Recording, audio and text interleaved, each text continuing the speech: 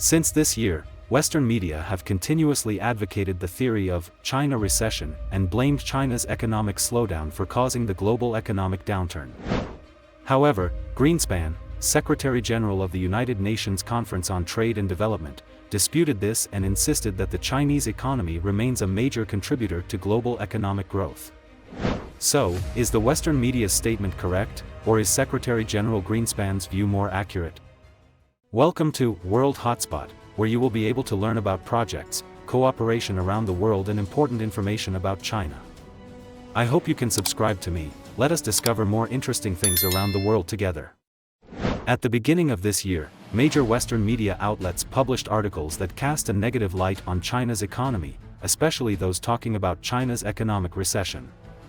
They claim that due to deflation and declining economic growth, China's per capita GDP will never exceed that of the United States, and predict that China will enter a situation that has seen Japan decline for decades. This argument is very common in media such as the Wall Street Journal and the New York Times, because these articles have a market in European and American countries, and smearing China has become a trend and a so-called politically correct move.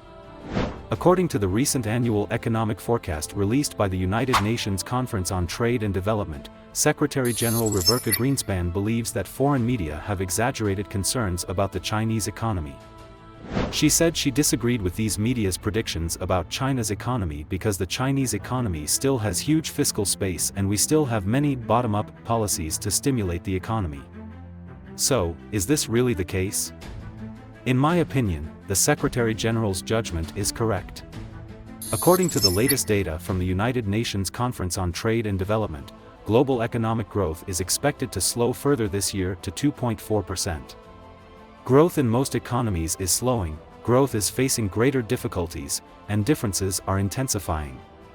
Global inequality is rising, debt burdens are rising, and only a few countries, such as Brazil and China, are bucking the trend.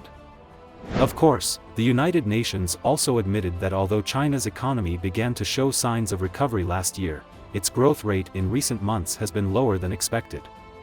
Slowing domestic demand, weak external demand and insufficient private investment have all hindered China's economic growth.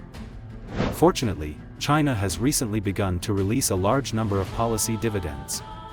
And compared with other countries, China has greater fiscal space to deal with challenges, which is China's advantage. According to economic data, the United Nations Conference on Trade and Development lowered China's GDP growth rate in 2024 from 5% to 4.8%, but they believe this is a normal manifestation of an economic slowdown because other countries will have worse economic performance in 2024.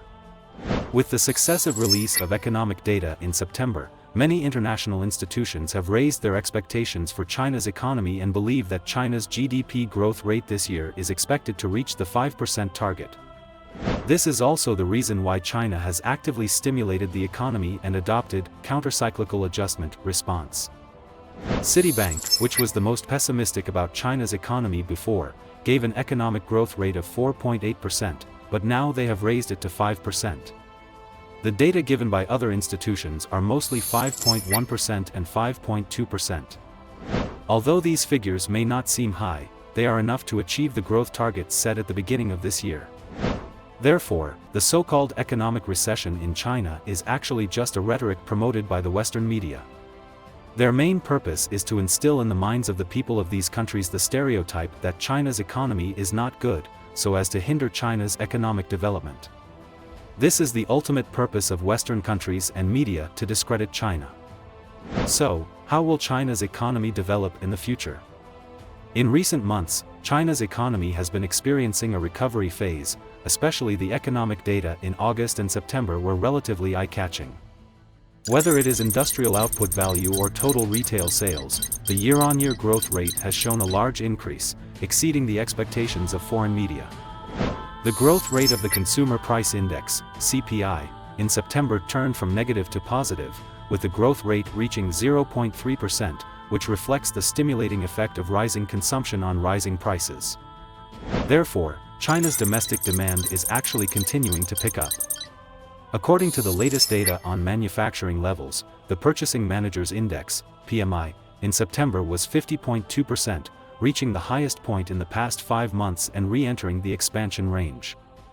This means that with the gradual implementation and advancement of policies, China's economy has begun to pick up, business orders have picked up, and the overall manufacturing industry has shown a stable and improving trend, which is not an empty slogan. So what is the reason for the obvious recovery of these two important indicators? One of the important reasons is that favorable policies for the real estate industry are being implemented on a large scale.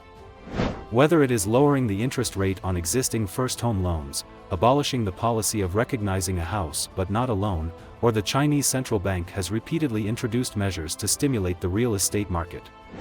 These policies are conducive to stabilizing the property market, improving residents' confidence, and helping to avoid early loan repayments. In fact, early loan repayments in the past few months have consumed a considerable portion of consumer funds. It is foreseeable that in the future, the funds originally used to repay mortgages will be significantly reduced. This is also a manifestation of the preferential treatment provided by banks to Chinese residents with mortgage loans. In addition to the good news, China still needs to remain vigilant, because the future of China's economy is not very optimistic, especially due to many external factors that are beyond its control. The biggest external pressure facing the Chinese economy is actually the Federal Reserve's interest rate hikes and balance sheet reduction. Just last Friday night, the U.S. non-farm payroll data unexpectedly surged, indicating that the U.S. labor market is very strong and that the Federal Reserve can continue to raise interest rates without hesitation to curb inflation.